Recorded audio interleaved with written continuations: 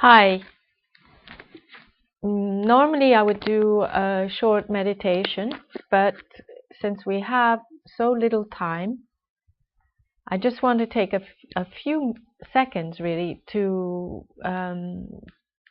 sort of focus our attention on what's happening to us right now in this moment as a way of kind of landing here, of being present.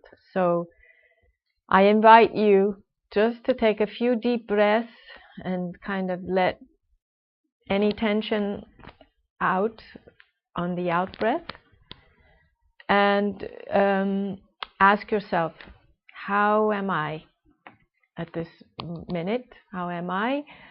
What thoughts, sensations, pains, what feelings you might have, whatever comes up to the foreground. And then if you feel like actually putting your hand on your heart, you can put your hand on your heart. Otherwise, just bring your attention to your heart, and it's a sort of symbol of accepting the way you are right at this minute, and say, this is how I am, and it's okay. Okay. So today, since we have little time, I'm simply going to describe 5 or 6 aspects of mindfulness. And the definition of mindfulness that is a good starting point is one of John Kabat-Zinn, and he has said that mindfulness is the awareness that arises when we pay attention on purpose to what's happening in the present. So that definition I like very much, because it doesn't really exactly tell you what mindfulness is. It just describes an experience. It describes the fact that if we pay attention to what's happening in the present, there is an awareness that arises. But the only way of finding that out is by actually doing it. So one important aspect of mindfulness is that it will help us choose what's important to us at a given moment.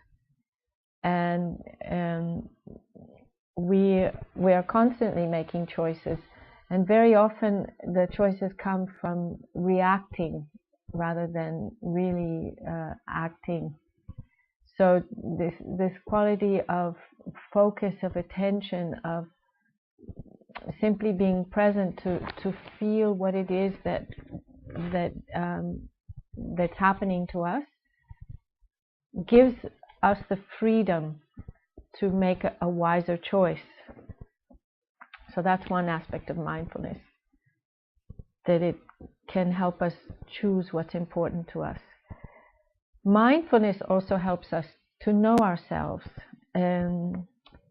It supports this quality of awareness of how we respond in different situations, in situations of stress. And this knowing ourselves is also gives a sense of freedom, of maybe understanding, maybe having a sort of compassion for what happens to us, for really deeply understanding. With another aspect of mindfulness comes into play, both in individual actions, like maybe we can focus our attention on brushing our teeth, or on writing, in the sense of holding the pen and putting the pen to the paper, or sitting at the computer, the posture, the keys, the touch of the keys on the finger. but it also comes into play with just being present. So mindfulness can be seen as something that we employ when we are acting, but also when we are quietly sitting or being present. We can be mindful. Mindfulness helps. This I can attest to very much personally. It helps us remember things. I am notoriously one that loses keys, but